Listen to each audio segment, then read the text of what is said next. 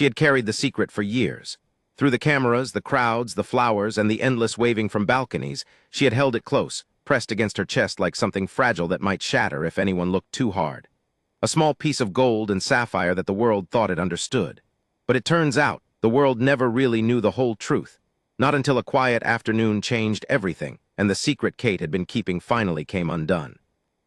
There is something about Princess Diana's sapphire engagement ring that no photograph has ever truly captured. It sits on Catherine's finger today the same way it sat on Diana's, brilliant, blue, and impossibly famous. Every royal appearance, every handshake, every wave to the waiting crowds brings that ring back into frame, back into memory, back into the headlines. The world watches it like it is a living thing, and in some ways, for the woman who wears it, it has always been exactly that. But there was a period, a quiet, carefully guarded stretch of time when Catherine, Princess of Wales, wore that ring and hid it. Not from the public, not from the cameras, but from herself in a way. Because the full weight of what it meant, what it carried, and what she was being asked to hold had never quite been spoken out loud. Not between her and William, not between her and anyone. The ring was beautiful. The ring was historical. And the ring, for a long time, was a burden that no one around her seemed willing to name. The story begins not with the ring itself, but with a conversation that happened years before Catherine ever wore it. When Prince William and his brother Harry sat down to divide their mother's personal belongings after her death in 1997, they were both young boys navigating grief in a world that offered them very little privacy and even less mercy. Diana had left specific wishes, but rings and jewelry existed in a complicated space, sentimental, symbolic, and deeply tied to a life that had ended far too soon. William chose the sapphire ring not because he had a plan for it, but because something in him needed to hold onto something tangible that had belonged to his mother. Harry chose Diana's Cartier watch. Both of them walked away with pieces of a woman the world had adored and they had simply loved as their mum. William kept the ring for years. He carried it with him through his time at university in St. Andrews, through the long on-and-off relationship with a young woman named Catherine Middleton, who had no royal blood, no famous last name, and no idea that one day a very specific piece of history would be placed on her left hand. By the time he proposed to her in Kenya in October 2010, he had been carrying the ring in his backpack for 3 weeks because he was, as he later admitted, terrified of losing it. He wanted to surprise her. He wanted the moment to feel real.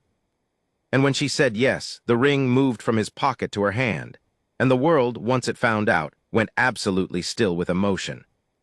But what Catherine has spoken about since, in fragments and in careful, measured words, is that the ring brought something with it that she had not fully anticipated.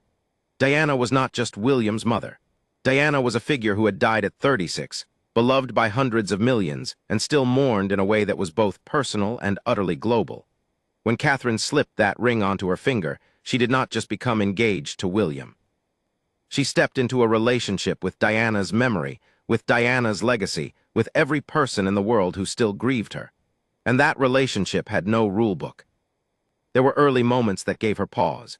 In the immediate days after the engagement was announced, reporters asked her how it felt to wear Diana's ring.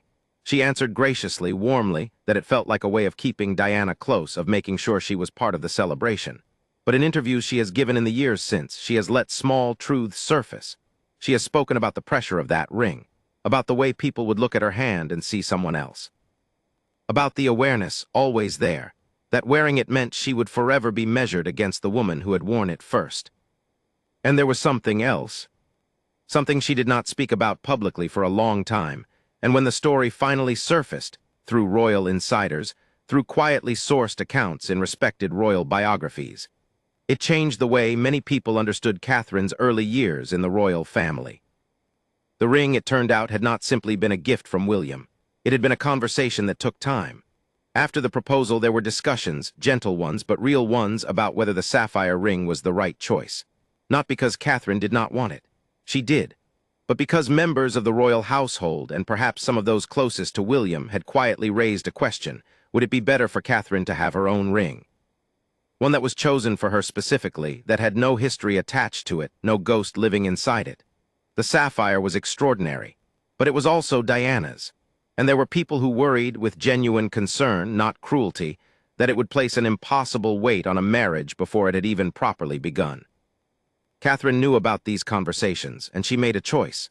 She wanted the ring. She wanted to carry Diana with her. She wanted William's mother to be present in some form at every milestone that followed. And so she wore it, every day. Through the wedding in 2011, through 3 pregnancies, through years of growing into a role that asked almost everything of her.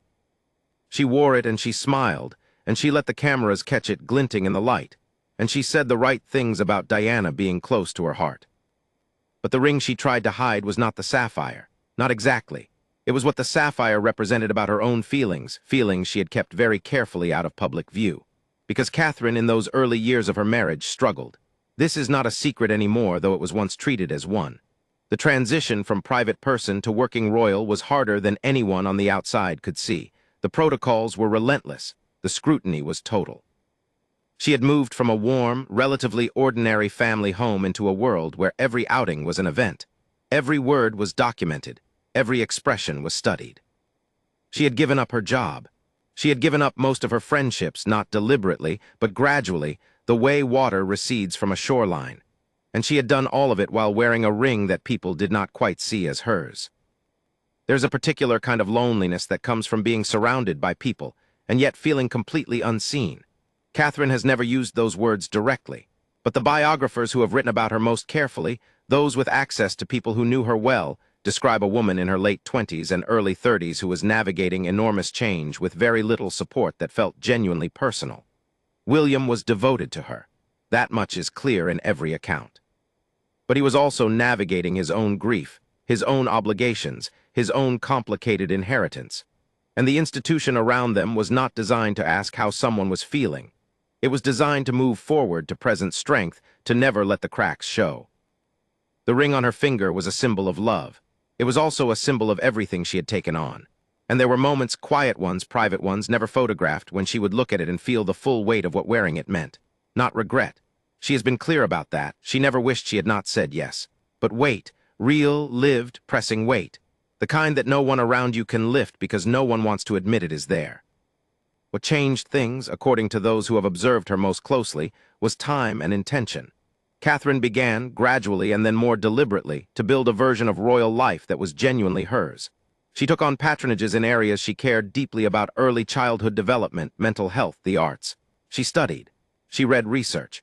She showed up to meetings with experts and asked real questions and pushed for things to actually change. The work became something she chose, not just something that was handed to her. And as the work became hers, the ring began to feel different. She has spoken in recent years about Diana in a way that feels less like obligation and more like genuine connection. She has spoken about how she thinks Diana would have found common ground with her over their shared love of children, over the importance of listening to people who feel unseen. She has introduced Diana to her own children, George, Charlotte, and Louis, not as a ghost or a legend, but as someone worth knowing. She has placed photos of Diana in their home. She has told them stories. She has tried to make their grandmother real to them in the way that grandmothers are supposed to be real. And somewhere in that process, the ring shifted. It stopped being the thing she wore because it was expected, because it was historical, because the world would have noticed if she hadn't. It became something she wore because she meant it. Because she had done the work, emotional, private, unglamorous work, of figuring out what it meant to her specifically. Not to Diana, not to William, to her. The moment the world began to understand this shift came slowly, in small glimpses. A documentary in which she spoke about Diana with a quiet ease that had not always been there. Appearances where she wore the ring not as a centerpiece, but simply as part of who she was. Conversations with children during walkabouts where she would hold their small hands in hers, ring catching the light, without any visible awareness of being watched. She had stopped performing the ring and started simply wearing it. The secret she had tried to hide, the struggle, the loneliness, the weight of a life that had been chosen for her before she fully understood what she was choosing, had not disappeared. But it had been absorbed, transformed. She had taken something heavy and made it part of her strength instead of a crack in it. That is not a small thing. That is, in fact, an extraordinary thing. And it happened largely out of sight, without ceremony, without a speech or a headline announcing it. There is a photograph taken at a public engagement some years into her marriage. Catherine is crouching down to speak to a small child in a hospital. She's completely focused on the child, her head tilted, her expression open and warm and present. Her left hand rests lightly on her knee. The ring is visible. And what is striking about the photograph is not the ring at all. It is the fact that you can tell, just from looking at her face, that she is exactly where she wants to be. Not performing presence, not managing perception. Just there genuinely, in a moment that mattered to someone small who needed to feel that they mattered too. That photograph says more about who Catherine became than any royal portrait, any official biography, any carefully crafted statement. It says that the woman who once carried a ring that felt too big for her hands had grown into someone who wore it with quiet certainty.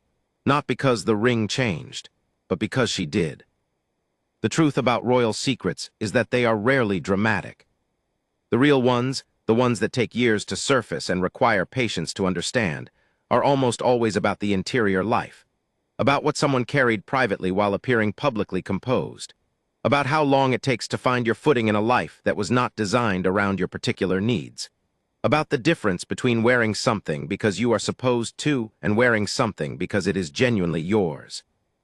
Catherine found that difference, and the ring she once quietly struggled with became, in time, one of the truest expressions of who she is, a woman who chose to carry something difficult, chose to stay when it was hard, and chose to make the weight worth bearing. Not for the cameras, not for the history books, but for herself, for her family, and perhaps in some quiet way, for the woman whose ring it once was, and who never got enough time to figure out her own version of that same thing. The sapphire still catches the light every time she raises her hand. The cameras still find it. The world still watches it with something between reverence and fascination. But the story it tells now is not just Diana's. It is Catherine's too. And that, after all the years and all the wait and all the quiet struggle, is exactly how it should be.